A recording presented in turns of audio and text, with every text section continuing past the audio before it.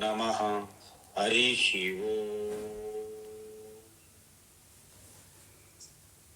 వసుదేవసుతం దేవం కంసచానూరమర్దనం దేవకీ పరమానందం కృష్ణం వందే జగద్గురుం తీర్త్వా మోహార్ణవం హత్వా రాగద్వేషాదిరాక్షసాం సీతా శాంతి సమాయుక్త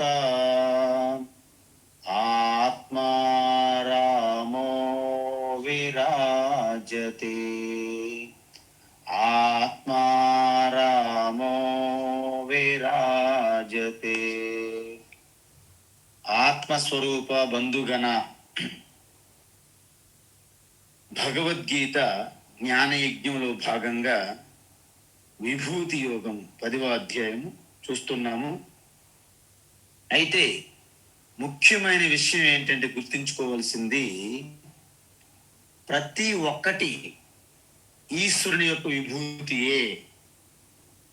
అంటే మనం ఇప్పుడు దైత్యానాం అన్నారు, అంటే దైత్యులలో అసురులు, అంటే అసురులు కూడా ఈశ్వరుని యొక్క విభూతులే. కానీ ఇక్కడ పుట్టుకతో జన్మతో కాకుండా గుణం వలన బ్రాహ్మణత్వం పొందవచ్చు. ప్రహ్లాద తీసుకోండి, ఆయన జన్మతః అసురు వంశంలో పుట్టారు. కానీ ఆ జ్ఞానము, ఆ భక్తి మూలంగా, ఆ తపస్సు ఆధారంగా వారు గుణ బ్రాహ్మణుల కింద లెక్క. రావణుడు తీసుకోండి, జన్మతః బ్రాహ్మణ వంశంలో పుట్టారు. కానీ వారి కర్మ, వారి గుణం ఆధారంగా గుణ రాక్షసత్వం పొందారు. కాబట్టి జన్మ ఏంటా అనేది పెద్ద ప్రాధాన్యం కాదు. మీ గుణము, మీరు చేసే కర్మ ఎక్కువగా ప్రాధాన్యత ఉంటుంది. భగవద్గీతలో అదే చెప్పారు, చాతుర్వర్ణ్యం మయా సృష్టం గుణ కర్మ విభాగశః. గుణము కర్మ, జన్మ గురించి చెప్పలే. సో ప్రహ్లాద చూసాము. అలాగే ఈ కాలాన్ని లెక్కించే వారిలో నేను కాలతత్వమును అని చెప్పారు భగవాన్. మృగానాంచ మృగేంద్రోహం. చూడండి, అన్ని జంతువులు ఈశ్వరీభూతులే, అందులో ఎటువంటి సందేహం లేదు. కానీ మనం ఈశ్వరుని యొక్క విభూతిని ఒక ఉపాసన చేయడానికి, అంటే ఈశ్వరునితో మనం అనుసంధానం కావాలంటే ఒక ప్రత్యేకమైనటువంటి విశేషణ ఉండాలి మనకి. అందుకే ఆ జంతువులన్నిటికీ రాజు అయినటువంటి ఇంద్ర, మృగానాం ఇంద్ర, మృగేంద్ర అంటే సింహం అని అర్థం. సో సింహం యొక్క గొప్పతనం గురించి మీకు ఆల్రెడీ తెలుసు. దాని శౌర్యము, దాని శక్తి, దాని ధైర్యము, దాని బలం అంతా కూడా ఒక అద్భుతంగా ఉంటది. అందుకే ఇది లయన్ రోర్ అంటారు. జంతువుల్లో సింహం అనేది ఒక రాజుగా ఉంటది, ఒక గొప్ప జంతువు. కాబట్టి దాని ద్వారా మనం సకల జంతువులన్నీ కూడా ఆ ఈశ్వరులోనే మనం దర్శించాలి. ఉపాసన, ఇదంతా ఉపాసనకు సంబంధించినటువంటి చాప్టర్, అందువల్ల అది మనం గుర్తుంచుకోవాలి. అదేవిధంగా పక్షి అంటే ఏంటండి? రెక్కలు ఉన్నదాన్ని పక్షి అంటారు. రెక్కలు ఉంటాయి అంటే కొంతమంది అన్నారు, మరి విమానం కూడా పక్షేనా అన్నారు. ఎస్, విమానం కూడా పక్షే. ఎందుకంటే విమానం కూడా 2 రెక్కలు ఉంటాయిగా. కానీ ఈ పక్షులలో అత్యద్భుతమైనటువంటి ఒక బలమైనది, అత్యంత వేగవంతమైనది. అది సాక్షాత్తు విష్ణుమూర్తికి వాహనం. గరుడ అంటే పక్షులన్నీ ఈశ్వర స్వరూప విభూతులే. అయినప్పటికీ ఒక విశేషణాత్మకమైనటువంటి గరుత్మంతుడు నా యొక్క విభూతిగా ప్రత్యేకంగా దర్శించమని చెప్పారు.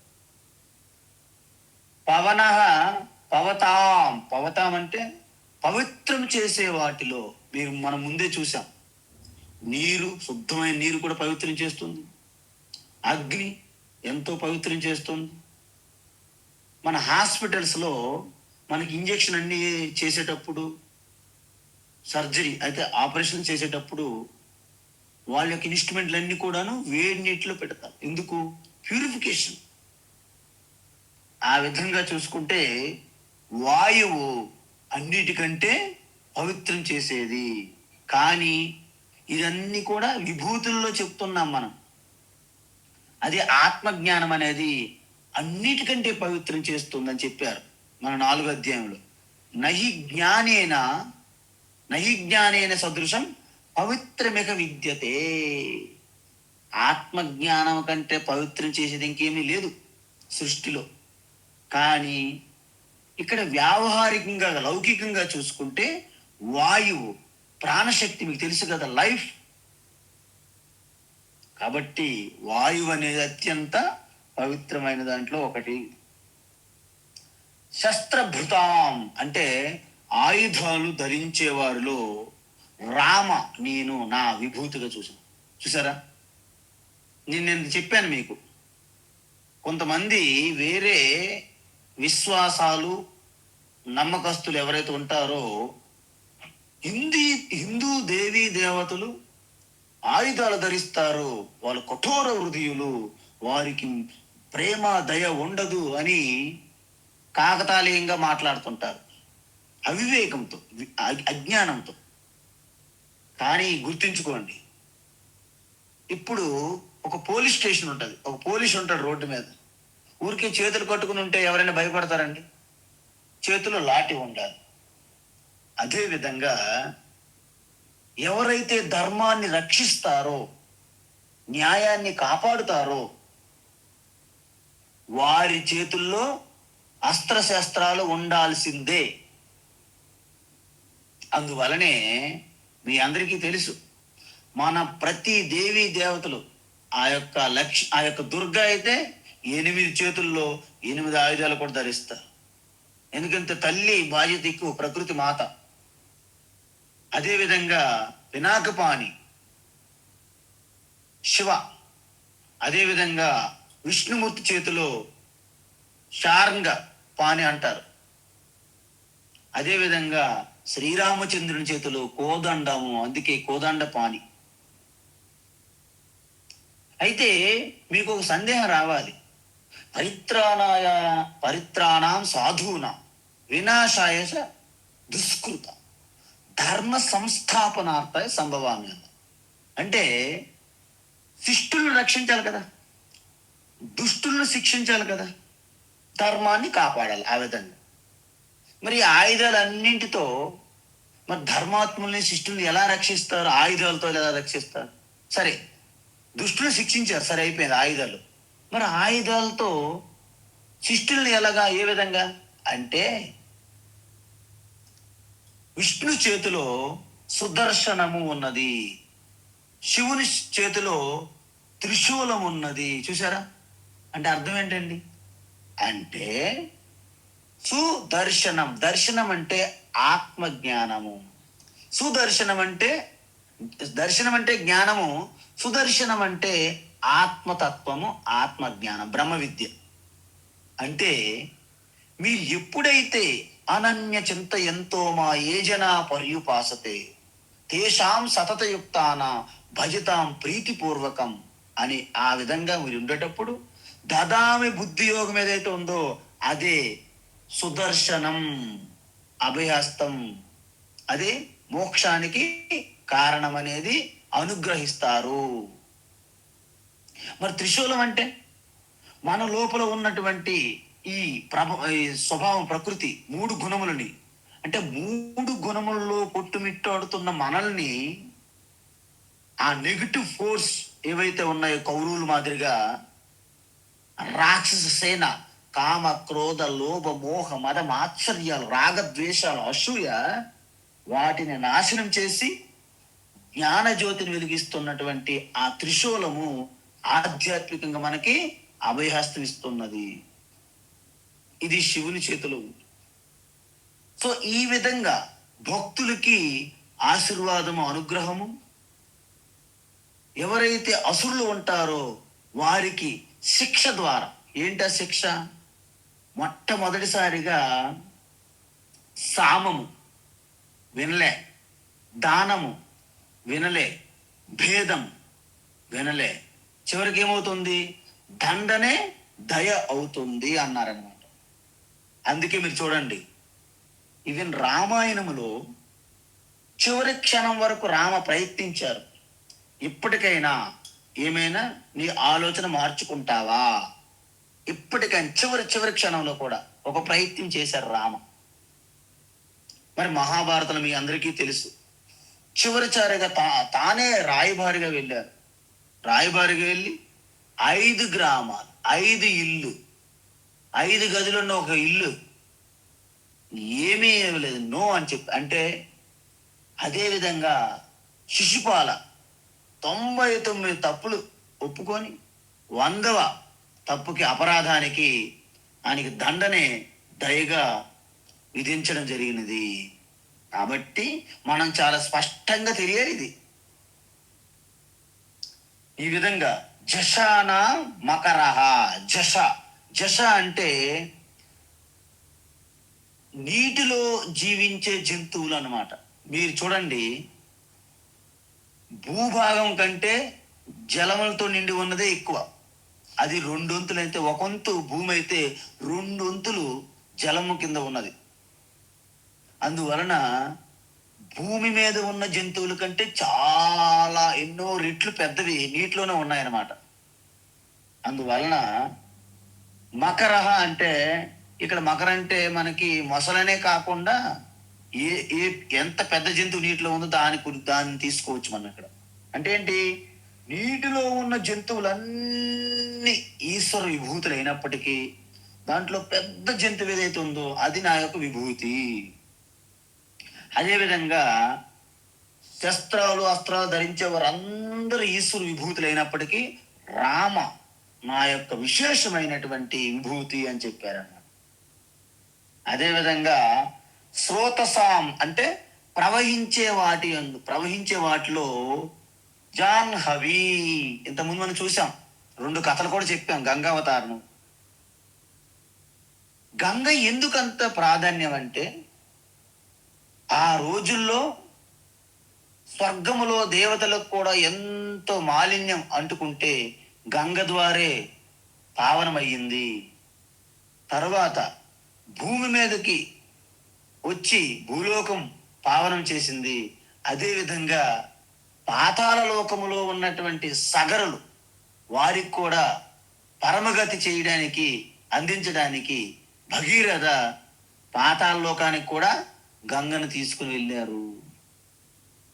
ఇప్పటికీ చూడండి, గంగలో స్నానం చేస్తే మీ పాపాలు నాశనం అవుతాయి అంటారు.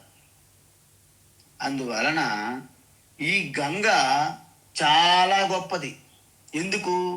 గంగ అంటే జ్ఞానము అని అర్థం. అందుకే హిమాలయాల్లో 4 ధామ్ అంటారు. 4 ధామ్ అంటే 4 ధాములు. ఏంటి? మొట్టమొదటి యమునోత్రి అంటే భక్తి, అంటే ఉపాసన, ఈశ్వరుని మీద ప్రేమ, అచంచలమైనటువంటి భక్తి. ఆ భక్తి భావానికి పరాకాష్ట యమునోత్రి. తర్వాత ఎక్కడికి వెళ్తాం మనము? తర్వాత కేదార్నాథ్. కేదార్నాథ్ అంటే ఏంటి? పూర్తిగా బ్రహ్మ సత్యం జగన్మిథ్య జీవో బ్రహ్మైవ నాపర. అంటే ఈ యొక్క తుచ్చమైనటువంటి నామరూపం క్షణికము, దాన్ని విడిచిపెట్టడమే వైరాగ్య తత్వం. సో వైరాగ్యానికి పరాకాష్ట విగ్రహ స్వరూపమే ఆ కేదారి బాబా, కేదార్నాథ్.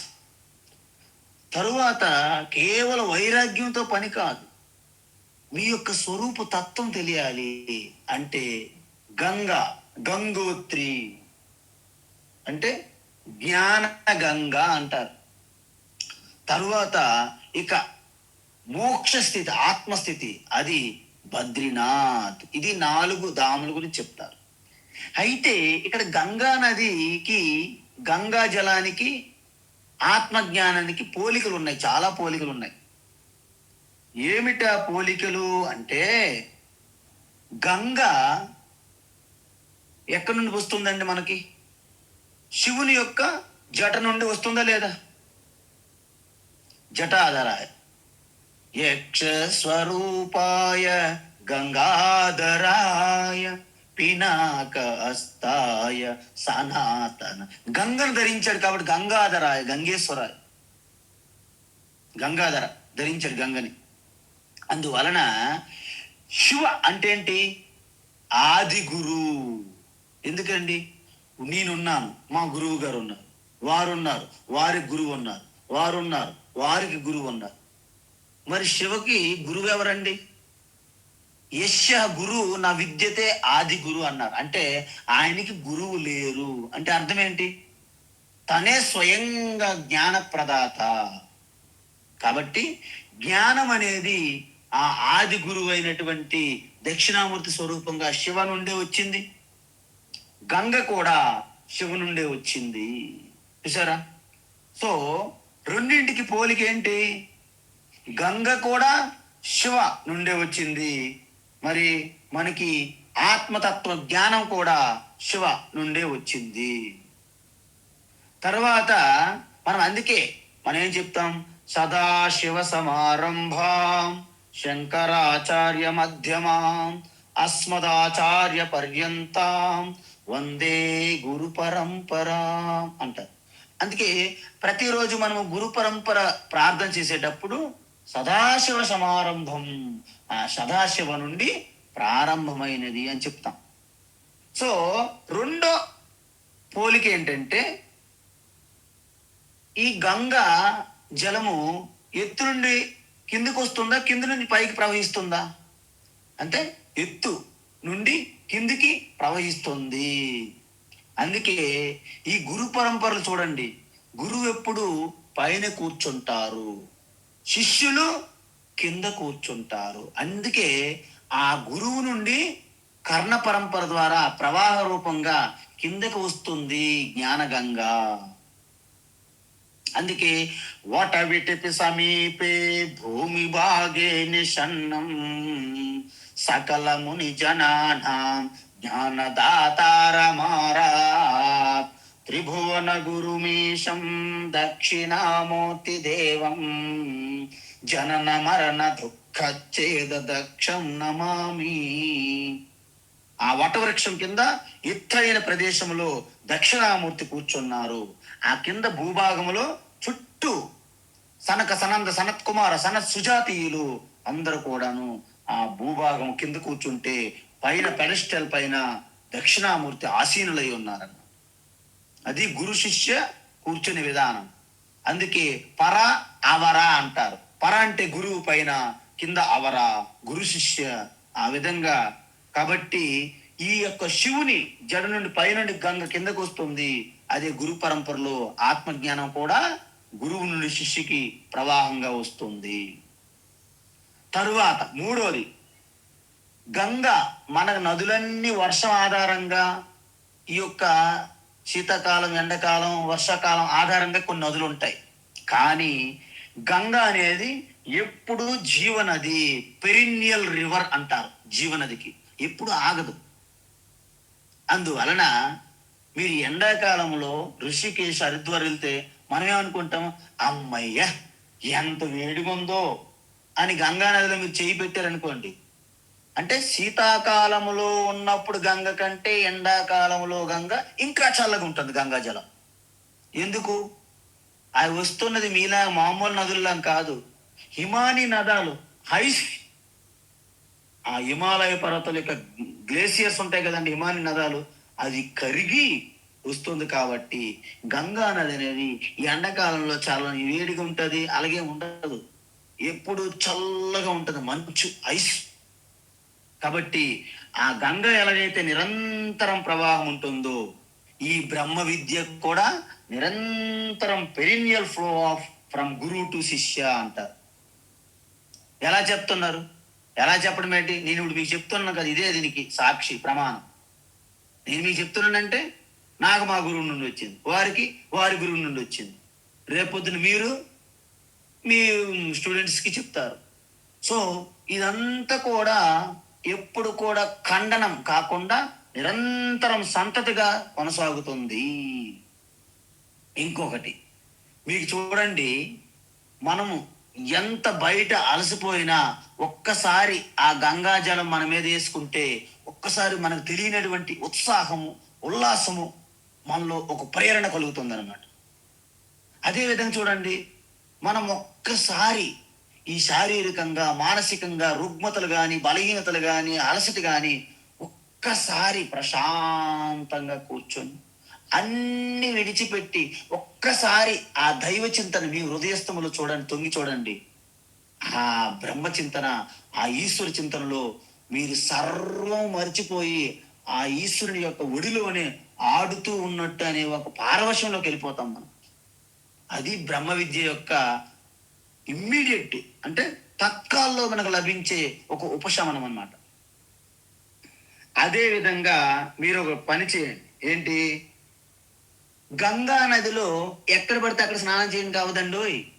అంటే అక్కడ గంగోత్రి నుండి అంటే గోముఖి నుండి వస్తుంది, ఇక్కడ కలకత్తా అంటే గంగా సాగరంలో కలుస్తుంది. మీ ఇష్టమైనప్పుడు గంగలో దూకడం కావదు. గంగలో స్నానం చేయాలంటే దాని ప్రవాహం చాలా విజృంభణగా ఉంటుంది, చాలా వేగవంతంగా ఉంటుంది, భయంకరమైనటువంటి, ఎక్కడ గంగ దిగామంటే కొట్టుకుపోతాం. కాబట్టి ప్రత్యేకమైనటువంటి ఘాట్లలో మాత్రమే, అంటే ఆ స్నాన ఘాట్లలో మాత్రమే మనం దిగి స్నానం చేయాల్సి ఉంటుంది. అదేవిధంగా బ్రహ్మ విద్య కూడా మార్కెట్లో ఎక్కడికక్కడ దొరికేది కాదు. ఒక అథెంటికేట్, ఒక కాంపిటేట్ అంటే ఒక శక్తి, ఒక పొటెన్షియల్, ఒక అథారిటీ, ఒక శ్రోత్రియ బ్రహ్మనిష్ట, అలాంటి గురు శిష్య పరంపర నుంచి వచ్చిన వారి దగ్గర మాత్రమే మీకు బ్రహ్మ విద్య లభ్యమవుతుంది. అందుకే ఈ మార్కెట్లో ఎక్కడికక్కడ ఈ సెల్ఫ్ డిస్క్, ఈ యొక్క రిసెప్షన్ లాగా ఎక్కడికక్కడ పెట్టుకొని క్యాంపులు, ఇలాంటి పెద్ద పెద్ద సంస్థలు నడుపుతున్నాయి చూడండి. అది వాస్తవానికి అది బ్రహ్మ విద్య కాదు, అది భ్రమ విద్య. కాబట్టి బ్రహ్మ విద్య అనేది అంత ఆశామాషి కాదు. అదేవిధంగా మీరు గంగలో స్నానం చేస్తే మీకు ఎలాగైతే ఒక పవిత్రంగా చేస్తుందో, ఈ యొక్క జ్ఞానగంగలో గనక మీరు నిజంగా మునిగితే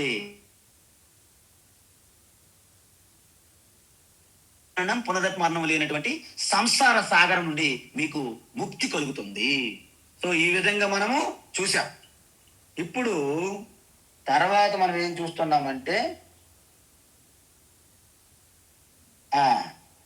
సర్గానామాదిరంతశ్చ సర్గాణామాదిరంతశ్చ సర్గాణామాదిరంతశ్చ మధ్యం చైవాహమర్జున మధ్యం చైవాహమర్జున మధ్యం చైవాహమర్జున అధ్యాత్మ విద్యా విద్యానాం అధ్యాత్మ విద్యా విద్యానాం అధ్యాత్మ విద్యా విద్యానాం వాద ప్రవదతామహం వాదః ప్రవదతామహం వాదః ప్రవదతామహం సర్గానామాదిరంతశ్చ మధ్యం చైవాహమర్జున సర్గాణామాదిరంతశ్చ మధ్యం చైవాహమర్జున సర్గాణామాదిరంతశ్చ మధ్యం చైవాహమర్జున. అధ్యాత్మ విద్యా విద్యానాం వాద ప్రవదతామహం. అధ్యాత్మ విద్యా విద్యానాం వాదః ప్రవదతామహం. అధ్యాత్మ విద్యా విద్యానాం వాదః ప్రవదతామహం. ఉత్తమం. అయితే మీరు ఒకటి గమనించారనుకోండి, మీకు గుర్తుందో లేదో, విభూతులు మనకి భగవాన్ కృష్ణ ప్రారంభించినప్పుడు 20వ శ్లోకంలో ఏం చెప్పారు? ఎవరికైనా గుర్తుంటే ఒక్కసారి గుర్తు చేసుకోండి. అహమాత్మా గుడాకేశ సర్వభూతాశయ స్థిత. చూసారా? తర్వాత అక్కడ ఏమన్నారు? అహం ఆదిత్య భూతానా అంత ఏవచ. చూసారా? అది గుర్తుంచుకోవాలి, ఇంపార్టెంట్ అది. ఎందుకంటే ఆ శ్లోకంలో భగవాన్ ఏం చెప్పారంటే అహం ఆదిత్య మధ్యం చ భూతానా అంత. అంటే ఇది రిపీట్ చేసినట్టున్నది కదా, అనిపిస్తుందా లేదా మీకు? అంటే అర్థం ఏంటంటే ఇంతకు ముందే చెప్పింది మళ్ళీ ఎందుకు చెప్తున్నారు భగవాన్ అంటే, మనకి ఎక్కడైనా శాస్త్రాల్లో చెప్పింది మరొకసారి చెప్పారనుకోండి, దాన్ని పెద్ద పొగడరు, దాన్ని దోషంగా భావిస్తారు అన్నమాట. పునరుక్తి దోషం అంటారు. అందువలన ఇక్కడ సర్గాణామాది అంతః అంటే మధ్యం చ అంటే సృష్టి అనేది 2 విధములుగా ఉంటుంది. ఎలాగా? దేశ కాల అంటే ఒక ప్రదేశం, దేశము, 2 సమయం, ఈ రెండింటి ఆధారంగా సృష్టి జరుగుతుంది. ఎందుకు? మాయా కల్పిత దేశ కాల కలనా వైచిత్ర్య చిత్రీకృతం అని దక్షిణామూర్తి స్తోత్రములో భగవాన్ శంకరాచార్య ఎలా చెప్పారంటే, ఈ మాయ అంటే శుద్ధ చైతన్యాన్ని ఆసరాగా, అధిష్టానంగా, ఆధారంగా తీసుకొని ఎలాగైతే తెరని ఆసరాగా తీసుకొని సినిమా ఎలాగైతే ప్లే అవుతుందో, ఆ శుద్ధ చైతన్యం శుద్ధ బ్రహ్మ పరాత్పర రామ కాలాత్మక పరమేశ్వర ఆ రామ ఆత్మారామ శుద్ధ చైతన్య ఆసరాగా తీసుకొని ఈ మాయాశక్తి దేశము కాలము అనే రెండింటిని జస్ట్ అలాగా ప్రొజెక్ట్ చేసి సృష్టి చేస్తుంది. అంటే ఈ దేశము కాలము అనే 2 కాంటెక్స్ట్. అందువలన ముందు మనకు చెప్పినది అహం ఆదిశ్చ మధ్యం చ భూతానాం అంత అంటే సృష్టి స్థితి లయ. సృష్టి స్థితి లయ స్వరూప తుముహో అనాది రూప తుమి హో బ్రహ్మ తుమి హో విష్ణు తుము హో శంకర రూప. అంటే సృష్టి అనేటప్పుడు బ్రహ్మ, స్థితి అనేటప్పుడు విష్ణు, లయ అయినప్పుడు ప్రళయం అయినప్పుడు రుద్ర శివ. ఈ మూడింటిని కూడా ఆ సృష్టి స్థితి లయ ఆ 3 కూడా నేనే అంటున్నారు భగవాన్. అదే విధంగా మనము త్రిలోకాలు త్రిలోకాలు త్రిలోకాలు అంటాం మనం. అంటే పాతాళ లోకము, మధ్యలోకము, స్వర్గాది లోకాలు ఏవైనా ఉన్నాయనుకోండి. అంటే ఇవేంటి? దేశం అంటే ప్రదేశం బట్టి మనము 3 లోకాలుగా మనము విభజిస్తున్నాం. అంటే సృష్టి స్థితి లయ కాలములో వచ్చినవి ఆ 3 నేనే అయినప్పుడు ఈ దేశానికి సంబంధించినటువంటి ముల్లోకాలు కూడా నా విభూతియే అని చెప్తున్నారు భగవాన్. అందువలన ఇక్కడ సర్గానాం ఆది మధ్యం అంతః అంటే మనం ఏం అర్థం తీసుకోవాలి అంటే, అక్కడ కాల విషయంలో సమయం ఆధారంగా మనము సృష్టి స్థితి లయ తీసుకునేటప్పుడు ఇక్కడ ప్రదేశం అంటే దేశం ఆధారంగా పాతాళ లోకము, మత్స్యలోకము, భూలోకము, స్వర్గాది లోకాలు అంటే అన్ని లోకాలు పరమాత్మక విభూతులే అని అర్థం. తర్వాత విద్యానా విద్యలన్నింటిలో అధ్యాత్మ విద్య.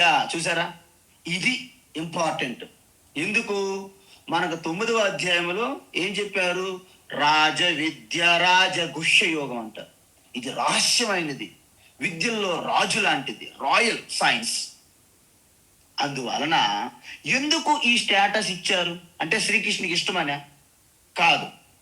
ఎందుకు కాదంటే, మీరు ఈ సృష్టిలో అంటే 64 విద్యలు అంటారు, 64 విద్యలు. ఈ 63 విద్యలు కూడా 64 విద్యలు లయమైపోతున్నాయి. ఎలా? నదులన్నీ ప్రవహించి చివరికి సముద్రములో ఎలాగైతే కలిసిపోతాయో, ఈ సకల కళలన్నీ కూడా, విద్యలన్నీ కూడా ఆత్మ విద్య లేదా అధ్యాత్మ విద్యలో లయమైపోతాయి. హౌ? ఎలా అంటే, మీకు ఈ ఆత్మ జ్ఞానం తప్ప ఏ జ్ఞానమైనా మీరు చదువుకోండి, సైన్స్ అండ్ టెక్నాలజీలో chemistry, physics, mathematics, Geography, history, political science, cosmology, space science, rocket science, what ever, ఏది మీరు నేర్చుకున్నా, పొయిట్రీ, సాంస్క్రిట్, కల్ప, శిక్ష, వ్యాకరణం, ఛందస్సు, జ్యోతిష్, ఏది చదివినా, ఎన్ని చదివినా అన్ని కూడా మీకు సంసారంలో మరకంత పుష్టి చేకూరుస్తుంది. అందువలన ఎక్కడ ఉన్న గొంగలు అక్కడే అన్నట్లుగా హిరణ్యకశిపుడైనప్పటికీ, రావణుడైనప్పటికీ, రావణుడు కూడా చాలా గొప్ప భక్తుడు అంటారు, శివభక్తుడు అంటారు, అన్ని భాష వ్యాకరణాలు శాస్త్రాలు చదివిన వాడు అంటారు. కానీ ఆత్మజ్ఞానం, అధ్యాత్మ విద్య లేనందువలన పతనమైపోయాడు. అందువలన మనం ఎక్కడ ఉన్నా సంసారములో అలాగే ఉంటాము. అధ్యాత్మ విద్య అనేది మీకు సంసారం నుండి విముక్తి కలిగిస్తుంది. ఉదాహరణ పెద్ద బాగోదు, కానీ ఏదో ఒకటి చెప్పాలి కాబట్టి చెప్తున్నా. మీకు ఒక లోకల్ జైలు నుండి బెయిల్ ఇప్పించి సెంట్రల్ జైలుకి పంపిస్తారు. సెంట్రల్ జైలు ఇక్కడ చర్లపల్లి నుండి తీహార్ జైలు ఢిల్లీకి పంపిస్తారు. మీకు ఎక్కడ పంపిస్తున్న జైలేగా, మీకు స్వేచ్ఛ ఎక్కడ ఉన్నది? అలా కాకుండా మీకు పూర్తిగా జైలు నుండి మీకు నేరం కాదు రుజువైంది, మీరు నేరం చేయలేదు, రుజువైంది, అప్పుడేమైంది? మీకు పూర్తిగా రిలీజ్, జైలు నుండి విడుదల. సో దానికి జైలు నుండి జైలుకి మార్చడానికి తేడా ఉందా అంటే, మీరు ఆత్మజ్ఞానం, అధ్యాత్మ విద్య తప్ప మీరు ఏది చదివినా, ఏమి తెలుసుకున్నా, ఏం చేసినా మీరు సంసార చక్రంలోనే ఉంటారు. మీరు చూడండి, ఒక ఆవు ఉంది, దానికి ఒక 30 మీటర్లు ఒక తాడు కట్టాం అంటే, ఆ తాడు ఎంత పరిధిలో పొడవు ఉన్నదో ఆ పొడవు భాగం అంతా తాడుకు ఫ్రీ, స్వేచ్ఛ. కానీ ఆ 30 మీటర్ల పొడవు కంటే ఎక్కువ దూరం ఆవు వెళ్ళలేదు. మనల్ని కూడా ఈ కీర్తి ప్రతిష్టలు, ఈ నేమ్ అండ్ ఫేము, ఇవన్నీ కూడా ఆ 30 మీటర్ల తాడుగా ఉన్నటువంటి ఆవు కట్టిన తాడు వలె మనల్ని అక్కడే ఉంచుతాయి. మొన్న ఈ మధ్య ఒక చిన్న స్టోరీ చెప్పాం. ఏంటంటే, కొన్ని పావురములు, లేకపోతే కొన్ని పావురాలు, పక్షులు ఒక టెంపుల్ దగ్గర గూడు కట్టుకుని ఉన్నాయి. సో మహాశివరాత్రి వచ్చిందని అదంతా శుభ్రం చేస్తాం మనం. అవేం చేసేటప్పుడు మసీదులోకి వెళ్ళాయి. వాళ్ళు రంజాన్ వచ్చిందని చెప్పి వాళ్ళు ఆ మసీదుని శుభ్రం చేశారు. అక్కడి నుండి ఎక్కడికి వెళ్ళాలి? చర్చికి వెళ్ళే వాళ్ళు కూడా గుడ్ ఫ్రైడే లేకుంటే క్రిస్మస్ ఏదో వచ్చింది, వాళ్ళు క్లీన్ చేశారు, శుభ్రం చేశారు. అక్కడి నుండి మళ్ళీ టెంపుల్కి, గురుద్వారాకి తిరుగుతున్నాయి. అయితే ఒక రోజు చర్చి ముందు కొట్టుకుంటున్నారు జనం, జెండాలు పట్టుకొని రకరకాలుగా. ఆ పిల్లలు తల్లి పక్షికి అడిగాయి, ఏంటమ్మా ఇలా కొట్టుకుంటున్నారు? వాళ్ళు హిందువులు, వాళ్ళు ముస్లింలు, క్రిస్టియన్లు ఏవో అన్న. ఎందుకు అలా కొట్టుకుంటున్నారు? వాళ్ళ మతం గొప్పదంటే వాళ్ళ మతం గొప్పది, వాళ్ళ చర్చి గొప్పది, మసీదు గొప్పదని కొట్టుకుంటున్నారు. మరి మనం కూడా ఇవన్నిట్లో ఉన్నాం కదా, మరి మనకెందుకు తగాదాలు రాలేదంటే మనం చాలా పై ఎత్తులో ఎదిగాము, పై ఎత్తులు తిరుగుతున్నాం, మనకేం లేవు. వాళ్ళు ఇంక కిందలోనే ఉన్నారు, నూతిలో కప్పలాగా. కప్పే మహా స్వర్గము, బ్రహ్మధామం, పరంధామం అని ఆ యొక్క గోడలు కట్టించుకొని గట్టిగా 4 గోడల మధ్య ఆ యొక్క బావుల్లో ఉన్నారు కాబట్టి సంకుచితంగా ఉన్నారు, స్వార్థంతో ఉన్నారు, కోరికలతో ఉన్నారు కాబట్టి వాళ్ళు అలాగా కొట్టుకుంటున్నారు అని. అంటే మనం ఎప్పుడైతే unfurl our wings, unfurl wings, rise above, sky is the limit అంటారు. అందువలన ఈ సంకుచితమైనటువంటి ఈ ఆలోచనలు, ఈ భావనలు ఏవైతే ఉన్నాయో మనల్ని అలాగా కుషించి కుషించి అలాగ చిన్నగా మడత పెట్టేస్తాం. ఎలాగైతే మన మ్యాట్రస్ ఇలాగ మడత పెట్టేటప్పుడు, రోల్ చేసేటప్పుడు ఎలాగైతే దగ్గర అయిపోతామో మనం అలా అయిపోయాము. It is a time to expand, విస్తారించు అవ్వాలి. అందుకే ధ్యానంలోనైనా మనము అభ్యాసం చేస్తే మనము వ్యావహారికం కూడా ఆటోమేటిక్గా సహజంగానే మనము ఉదార చరితానాంగా మారుతాము. అందుకే అయం నిజోపరో వేతి గణనా లఘు చేతసాం ఉదార చరితానాంతో వసుధైవ కుటుంబకం అంటారు. అప్పుడు మీరు ఈ భూమండలం అంతా మన కుటుంబం అండి. మన కుటుంబం మధ్య మనకి ఏమి విభేదాలు ఉంటాయి చెప్పండి? అందువలన అది సనాతన ధర్మం యొక్క సిద్ధాంతము. లోక సమస్త సుఖినో భవంతు, అది సనాతన ధర్మం యొక్క మూల సిద్ధాంతము. అహింస పరమో ధర్మ, అది సనాతన ధర్మం యొక్క మూల సిద్ధాంతము. కానీ కండిషన్స్ అప్లై. అత్యంత అధర్మం జరుగుతుంటే అక్కడ మనం చేతులు ముడుచుకొని ఉండకూడదు. అక్కడ మీరు ధర్మం కోసం నిలబడితే అక్కడ ఏమాత్రం హింస జరిగినప్పటికీ అది కూడా అహింసగానే పరిగణిస్తారు శాస్త్రములో, దాన్ని ధర్మంగా తీసుకుంటారు. అందుకే స్వార్థం విడిచిపెట్టి, కోరికలు విడిచిపెట్టి, లోక సంగ్రహమేవా అంటే లోక కళ్యాణం కోసము, ధర్మ స్థాపన కోసం మనం ఏది చేసినా అది ధర్మమే అన్నారన్నమాట భగవాన్ శ్రీకృష్ణుడు. సో ఈ విధంగా అధ్యాత్మ విద్య, అందువలన అధ్యాత్మ విద్య అనేది ఇది శాశ్వతము. ఎందుకు శాశ్వతము? ఎందుకంటే ఇది మిగతా సైన్స్ లాగా వచ్చిపోయేది కాదు. ఇది ఒక వ్యక్తిగత బుద్ధి మీద ఆధారపడి ఉండేది కాదు. ఇది సర్వవ్యాపి, శాశ్వతము, సనాతనము, పురాతనము. అందుకే చూడండి, మన సైంటిస్టులు ఉన్నారు, శాస్త్రవేత్తలు. వారు ఒక విషయాన్ని డిస్కవరీ చేస్తారంటే ఉన్నది కప్పి ఉన్నది మనకు తెలియకుండా. సో దానిపైన ఉన్నటువంటి తెర, ఆ కట్టెను తీస్తారన్నమాట వారు. అప్పుడు డిస్కవరీ అంటారు. సో వాళ్ళకి ఏం చేస్తున్నారు? ఒక నోబెల్ ప్రైజు ఏదో ఒక పట్టా ఇస్తున్నారు. 10 సంవత్సరాల తరువాత ఇంకొక ఆవిడ, ఇంకొక అమ్మగారు కానీ ఇంకొక ఆయన వస్తారు. వారు ఒక రీసెర్చ్ చేసుకుని వస్తారు అన్నమాట. ఆయన చెప్పారు చూడండి 10 years బ్యాక్, 10 సంవత్సరాల క్రితం, అది తప్పు అంటాడు. మరి ఏది రైట్, ఏది కరెక్ట్? ఇది కరెక్ట్ అంటాడు. ఓహో అవునా, ఈయనకు నోబెల్ ప్రైజ్ ఇస్తారన్నమాట. సో ఈ లౌకిక ప్రపంచం, ఈ యొక్క విశ్వములో, ఈ ప్రపంచములో, జగత్తులో ఏది కూడా శాశ్వతం కాదు. అంటే అన్ని తాత్కాలికము, క్షణికము, నిరంతరము మారుతూ ఉన్నది జగత్తు. జిగు జిగు జిగు జిగు జిగు జిగు జగత్ అన్నారు స్వామి చిన్మయానంద. అంటే ఏదైతే నిరంతరం మారిపోతుందో, జిగు జిగు జిగు మెరుపులు అనమాట, దాన్నే జగత్తు అంటారు. కాబట్టి ఈ క్షణికమైన వాటి గురించి తెలుసుకునే జ్ఞానం కూడా క్షణికమే. ఈ మారిపోతున్నటువంటి విషయముల గురించి తెలుసుకున్న జ్ఞానం కూడా మారిపోయినటువంటి జ్ఞానమే. కాబట్టి ఈ మారిపోతున్న జ్ఞానములన్నిటికంటే గొప్పది, శ్రేష్టమైనది, పావనమైనది, మీకు మోక్షాన్ని అందిస్తున్నటువంటి ఆ విద్యే అధ్యాత్మ విద్య. అందుకే ఈ అధ్యాత్మ విద్య కోసము ఎంతో మంది రాజులు ప్రాచీన కాలంలో రాజ్యాన్ని త్యాగం చేసి అడవుల్లో ఉన్నటువంటి కుటీరాలు, ఆశ్రమంలో ఉన్నటువంటి ఆ ఋషులు, గురువుల దగ్గరికి వెళ్ళి సర్వం దారాదత్తం చేసి వాళ్ళ పాదాలు పట్టుకొని ప్రాధేయపడేవాళ్ళు.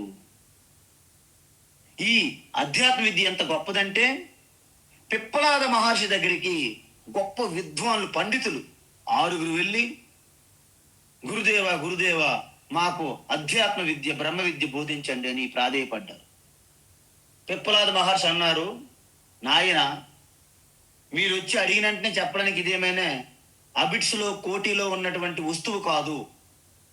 మీరు మా ఆశ్రమంలో 1 సంవత్సరం పాటు అత్యంత నిష్ఠతో బ్రహ్మచర్యం పాటించి ఆశ్రమ సేవ చేస్తూ మీరు పవిత్రులై యోగ్యత మీరు సాధించినట్లయితే సంవత్సరం తరువాత మీరు అడిగే ప్రశ్నలకు నేను సమాధానం చెప్తాను అని అన్నారు.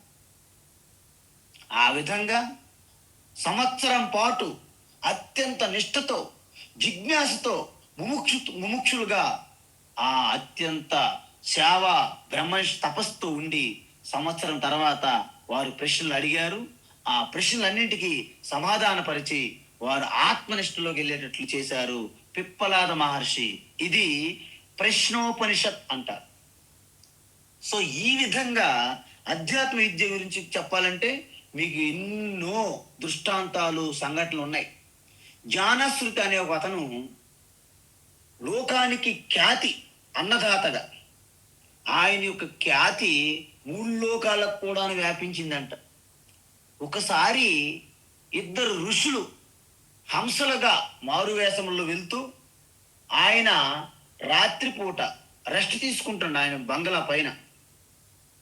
ఒక హంస అన్నదంట, హే జ్ఞానశ్రుతి పడుకున్నారు, ఆయన పైనుండి వెళ్ళకు, ఆయన యొక్క ఖ్యాతి ప్రకాశం ఆయన శక్తి వర్చస్సు యందు నీవు భగ్నమైపోతావు, మసైపోతావు అన్నారు. అయితే వెంటనే హంస అన్నది, ఊరుకో నీకేం తెలుసు, జ్ఞానశ్రుతి అంట ఈయన గొప్పతనం కంటే, ఈయన పుణ్యఫలం కంటే, రైక్కువ కంటే ఈయన గొప్పోడా? రైక్కువ ఎవరు? రైక్కువ అనేవాడు బ్రహ్మవేత్త. ఈ సృష్టిలో ఎవరు ఎన్ని పుణ్యాలు చేసినా, ఎన్ని పుణ్య కార్యక్రమాలు చేసినా ఆ పుణ్యమంతా రైక్కువకు వెళ్తుంది. ఎలా నదులు నీళ్ళన్నీ, వర్షపు నీళ్ళన్నీ కూడాను నదులు ఎలాగ సముద్రంకి ఎలాగ చేరుకుంటాయో ఆ విధంగా రైక్కువ గొప్పవాడు అన్నాడు. అప్పటి నుండి జ్ఞానశ్రుతికి నిద్ర పట్టలేదు. ఇక రైక్కువ గురించి అన్వేషించి తిరిగి తిరిగి తిరిగి చివరికి కనిపెట్టి, నా రాజ్యము అన్ని నీకు దారాదత్తం చేస్తాను ప్రభు, మీ యొక్క ఆ జ్ఞానాన్ని నాకు బోధించండి అన్నారు. ఆఖరికి ఆవులు, గోవులు, బంగారము, తన కూతుర్ని కూడా తీసుకుని వెళ్ళి మీ సేవకురాలుగా వాడండి, నేను నీ పాదాక్రాంతమై ఉన్నాను, మీ పాదాల వద్ద ఉన్నాను, నాకు బ్రహ్మ విద్య బోధించండి అని ఇలా చెప్పినటువంటి రాజులు ఎంతో మంది ఉన్నారు, సమ్రాట్ చక్రవర్తి. అందుకే ఛత్రపతి శివాజీ అయినా, కృష్ణదేవరాయలైనా, ఎవరైనప్పటికీ ఆ యొక్క గురువు ప్రవేశించారంటే వాళ్ళు సింహాసనం నుంచి లేచి లేవాల్సిందే, పరుగు పరుగున వచ్చి గురువు గారి పాదం వద్ద పడాల్సిందే. ఎందుకు? ఆ బ్రహ్మ విద్య మహిమ, అధ్యాత్మ విద్య గొప్పతనం. అందువలన ఎన్ని విద్యలు ఉన్నప్పటికీ నారద మహర్షి మీకు తెలుసు, ఆయనకి తెలియని విద్య అంటే ఏం లేదండి భూమి మీద. కానీ ఆత్మ విద్య మాత్రం లేదు. ఆయన ఎంతో శోకముతో సనత్ కుమార్ దగ్గరికి వెళ్ళారు.